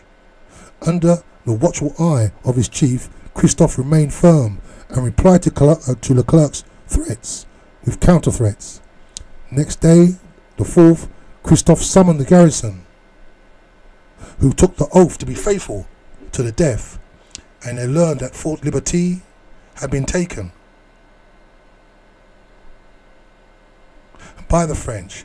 It was war, and Christophe called on the inhabitants to evacuate the town. Men, women and children started the painful journey up into the hills that began almost where the city ended. The few inhabitants remained near César Telemaque at the municipality, hoping in spite of themselves for some intervention against the last stand and final misery. All had their eyes fixed on the sea. At last, as evening fell, a boat detached itself from the squadron and, taking advantage of the growing darkness, moved towards the harbour. Immediately, Christophe's scouts were on guard, gave the dreaded signal by discharge of cannon, and the sound of the soldiers' torches at hand ran through the city. Soon everything was burning. Suddenly, with a terrific shock, the powder magazine exploded. Rocks loosened by the explosion came rolling down, crushing women and children hiding in the hills. By Toussaint's orders, all of the city, whites and Telemaque and his friends, were compelled to follow the troops. They came unwillingly, bitterly regretting that Leclerc had not been welcomed.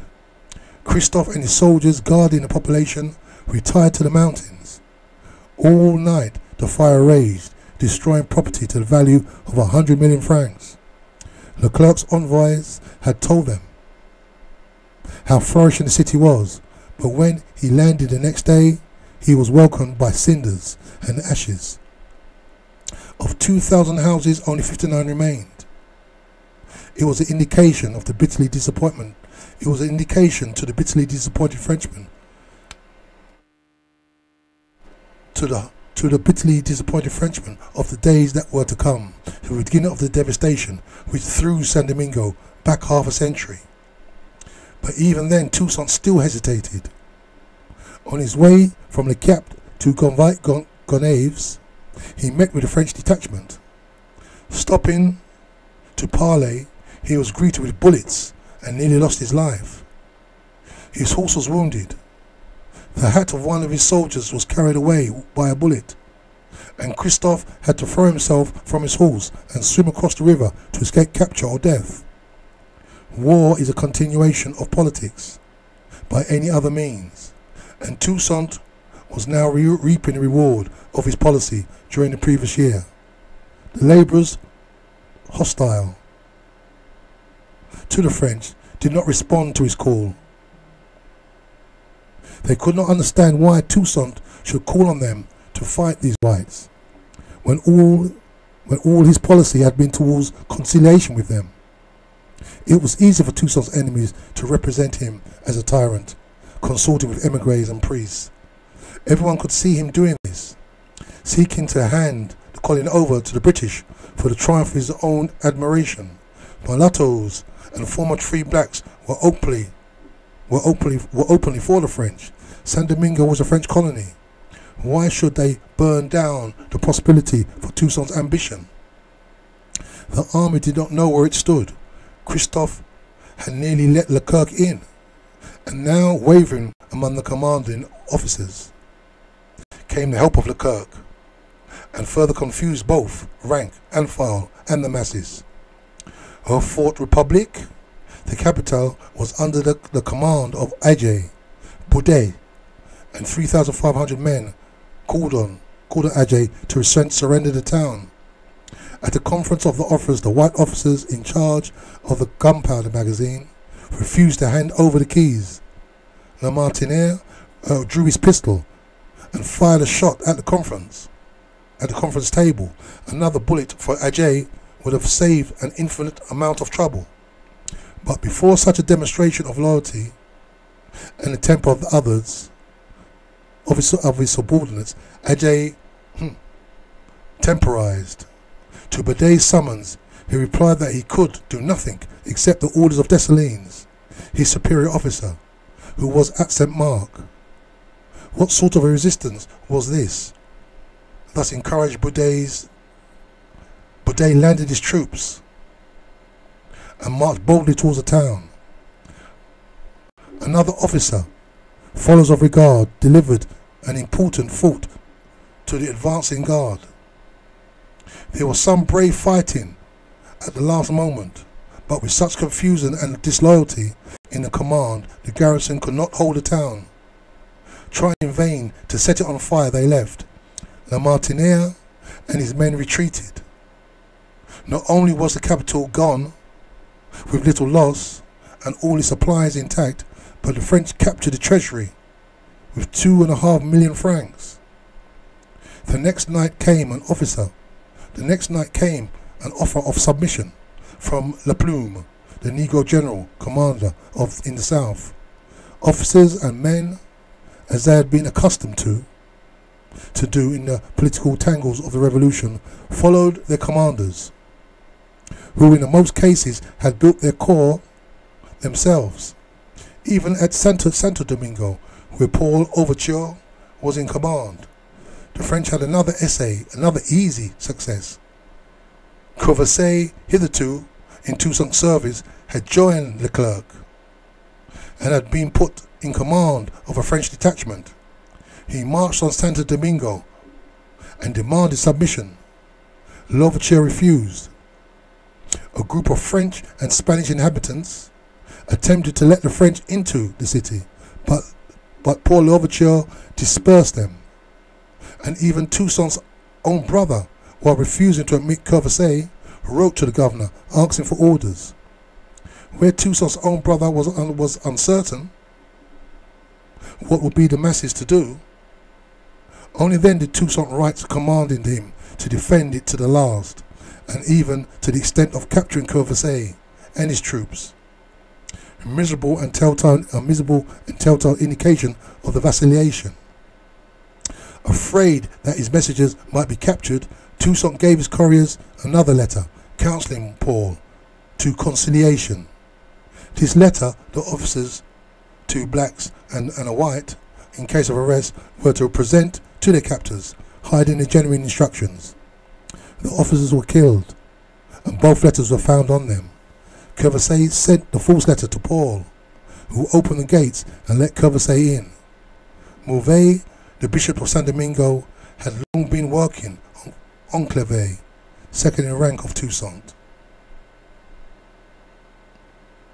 Clavé, in a few days, would yield to Mauvais and surrender to the French. It was treason, but it was an easy treason after he had heard that Toussaint's own brother was subordinate, had let Courvoisier in apparently on Toussaint's instructions. The French welcomed Toussaint's officers and men and treated them as comrades. The masses looked on, confused and bewildered, not knowing what to do. Fortunately for these misguided chiefs, Toussaint's Dessalines and Marpet paid no attention to Leclerc's proclamations, and it was this what saved the traitors. For Bonaparte's instructions were explicit, and but for the resistance of the so-called enemies of France, their epaulettes would have been taken down from their shoulders of those stupidly trustful blacks.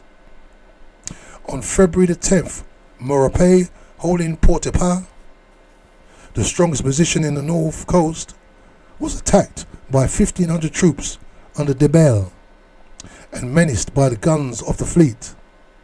Refusing to capitulate, he retired from the town and took up position in the mountains. but Rochambeau took Fort Dauphin, and thus, except for Saint Marc and the Dessalines nearby, the whole littoral was in the hands of the Leclerc. Toussaint on February the 8th did not yet know the full extent of his reverses, but as the blows fell upon him, he braced himself not for surrender but for resistance. The dream of orderly government and progress to civilization was over. He had held on to the last shred of hope of peace, but as he saw the enemy closing in, then and then only did he prepare to fight. Grievous had been his error, but as soon as he decided to look on at the destruction of San Domingo fairly in the face, he rose to the peril, and this, his last campaign, was his greatest. He outlined his plans to Dessalines. So finally, I think as Marcus Garvey said, black people don't know themselves until their back is against the wall. Dessalines saw now that, so you have to fight or you're going to die. These people are coming in to destroy you. There's nothing else left for you to do. So now this could be his greatest fight. So he gave his plans to Dessalines. Dessalines was his #1 general. Do not forget, while waiting for them to annihilate everything, in order that those who have come to reduce us to slavery may have before their eyes the image of hell, which they deserve. So now he knows exactly what he's got to do. Don't give anything, just destroy everything, poison the water, just tear up the roads. We need to stop these people. It was too late. Events were to show that even if he had mobilized the masses before and purged his army, the French attack would have been crippled at the start. His desire to avoid destruction was the very thing that caused it. It was the recurrent errors of moderates when face to face with revolutionary struggle.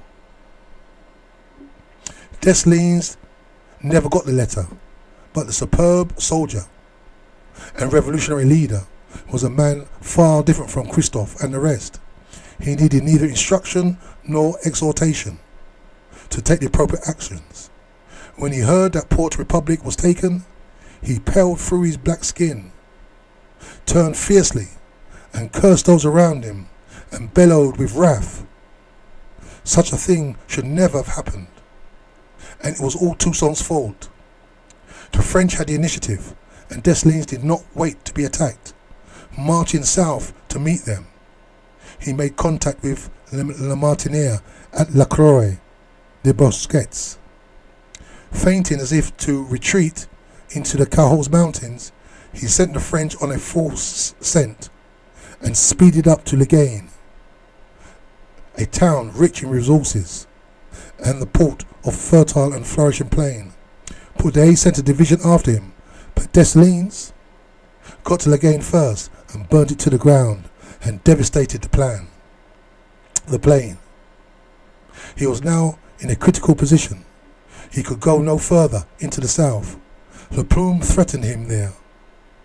Baudet pursuing division, and Baudet himself at Port Republic barred his retreat. 900 men landed at Archay and put that seaport town in the hands of the French. Only the uncharted mountains offered escape.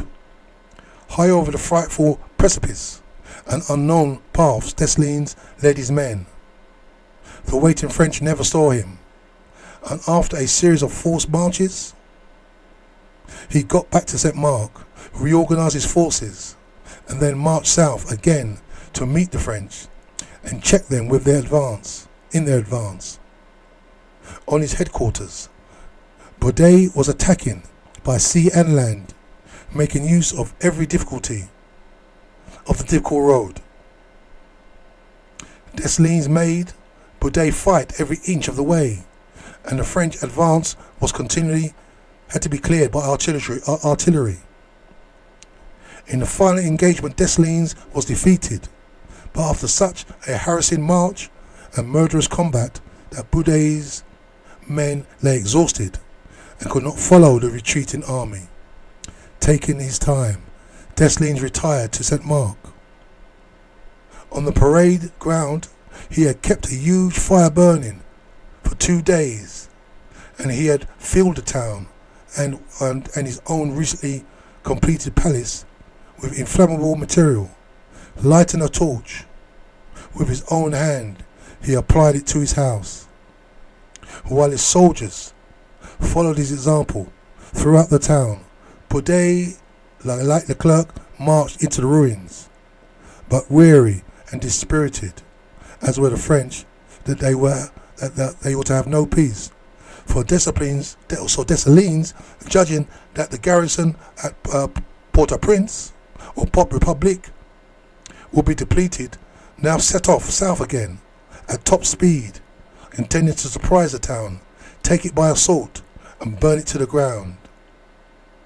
As he ranged from one part of the island to the other, wearing out these inhuman persecutors of his people, this old slave with the marks of the whip below his general uniform was fast coming to the conclusion to which Toussaint had boggled. He would declare the island independent and finish with France. The old slave owners were everywhere grinning with joy at the French expedition. He would finish with everything white forever. Men, women and children, indeed all of the whites who came into his hands, he massacred, and forbidding burial. He left stacks of corpses rotting in the sun to strike terror into the French detachments as they tore behind the flying columns. Leclerc now tried to get hold of Toussaint by using his own son to decoy him.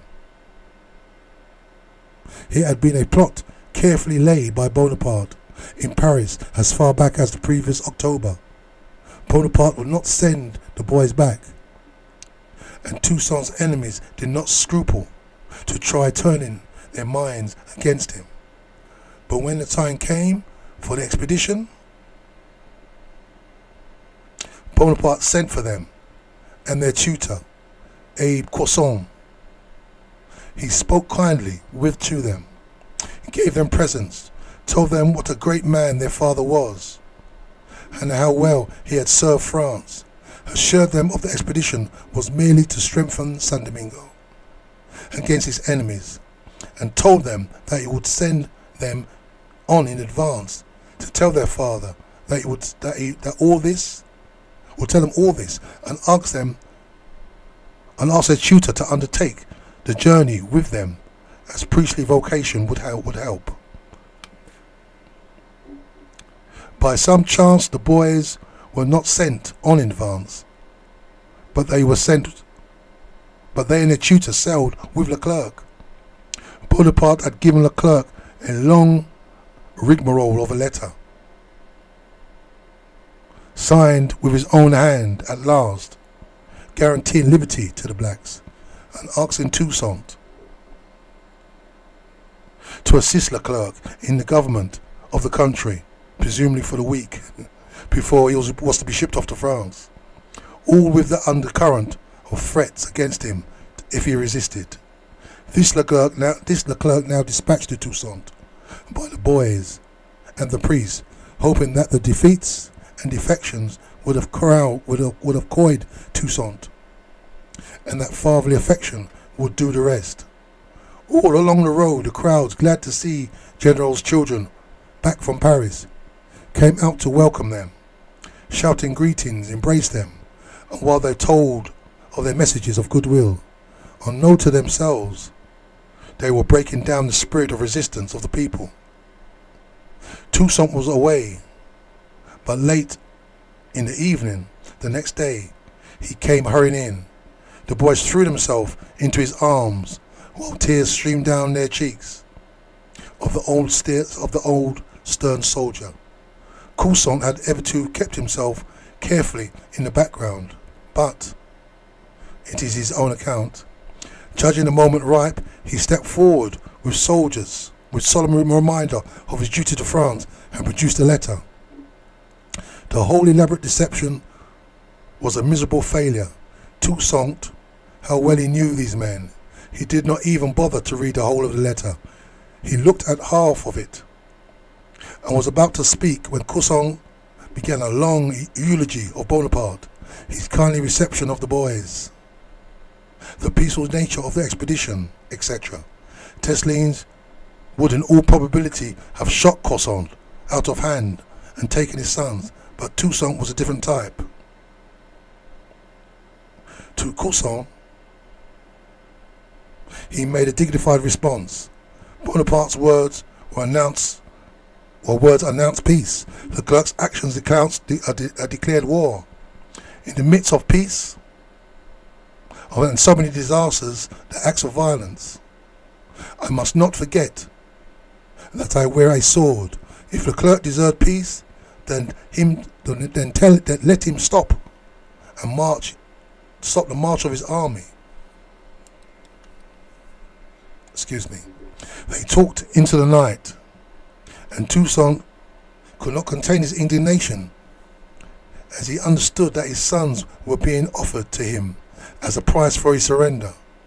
Yet that night, with the tears again flowing, he told the priest that he was prepared to sacrifice his life for the freedom of the blacks, and that he would send the boys back to Leclerc should he think that he was keeping them by coercion or undue influence. 2 days later, the letter from Leclerc was ready, and he sent it back to the boys proposing the suspension of hostilities. Leclerc sent Isaac and Placide back again, promising that if Toussaint only came to discuss with him, all would be well. He would appoint Toussaint his first lieutenant. If not, after 4 days, he would declare Toussaint an outlaw. What he really wanted was to get Toussaint into his hands. Isaac and Placide entreated Toussaint to see Leclerc, but he refused. What were Rigaud, Pétion, Villet, Chanley, his personal enemies, doing in the French army? If now that the blacks had some power, the French treated them in that way, how would they treat them when they were powerless? But moved by the entreaties of the boys and of his love of France, he told them that he would not attempt to influence them. France or San Domingo. My children, make your choice. Whatever it is, I shall always love you. His own son Isaac declared for France, but Placide threw himself on his father, sobbing that he feared the future, he feared slavery, and that he would fight with him. At once Toussaint gave him a command of a battalion of his own guards, which he led into battle a few days later. Madame Louverture, with a woman's instinctive sense of immediate reality, would not give up Isaac and made him stay. A very wise woman. Luckily for this narrative, we have the complete series of letters written by Leclerc from San Domingo to Bonaparte, the first consul and the minister of marine, for the students of any period of history, but particularly of imperialism. They are the documents of priceless value. So I'm really going to wind up here. Let me just read his letter. It's just the end of the show now. So what it is we got here is we have the letters from Leclerc sent to Bonaparte and vice versa. So we see exactly the way their minds work. And as we can see, that is pure double dealing. And I think the Native Americans said that the white man speaks with forked tongue because you can never trust their word. I think we all need to read The Prince. Yeah, The Prince, because by Europeans, because we understand Europeans generally. They generally think that all means verify the ends. They don't care what they do. They'll sell their mother to get their ends.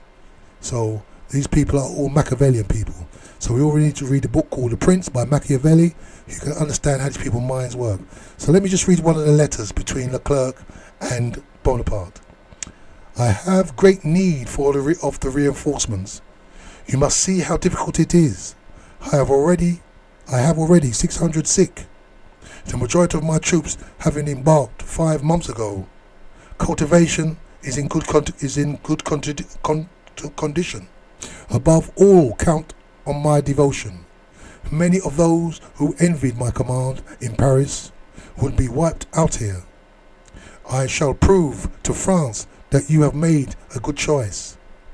3 months before our arrival, Moyes had sought to supplant Toussaint, and to do this he had begun a massacre of 600 to 700 whites. Toussaint had him shot and has got rid of him. Toussaint has sent to make me a proposal for the suspension of hostilities. I believe not a word of it. He is the most false and deceitful man in the world. That's rich, coming from Leclerc and Dessalines and Bonaparte. I have already more than 1,200 men in hospital. Calculate on a considerable waste of life in this country. I am here without food or money. The burning of Le Cap and the districts through which the rebels have retired deprives me of all the resources of this kind. It is necessary that the government send me provisions, money and troops. That is the only means of ensuring the preservation of San Domingo. I have here no resources in commerce, and the traders in Le Cap only, and the agents of Americans are all Jews and most Jewish. So that's Leclerc's letter to Bonaparte. So I'm going to leave it here. We're on the final chapter now. This is the War of Independence, so we're on page 305. I'll continue reading this next week. This has been the Afrocentricity Book Show. This is Brother Jegna signing out. So you guys have a great week. I'll speak to you next week. And I'm sure you can see by the book there, you can see the minds, the way these people work. So it's very important that we understand, we learn our mistakes of history.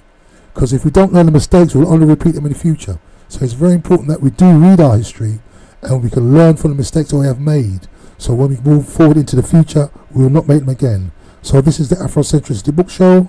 Have a great week. I will see you next week Sunday between 6 and 4. Tell all your friends, family and friends. Also remember, this Wednesday the 24th at the Ma'at Centre, 366A, High Road, Tottenham. We are showing a great double bill of the story of Paul Bogle and the story of Marcus Garvey.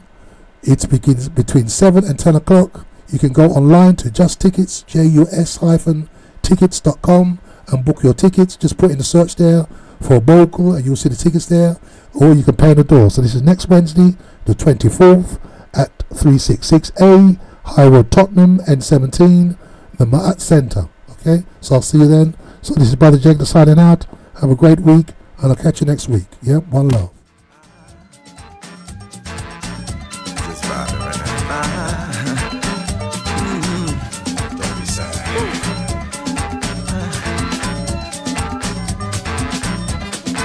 Open your eyes. The sun is shining. The angels are dancing in heaven. You hear me?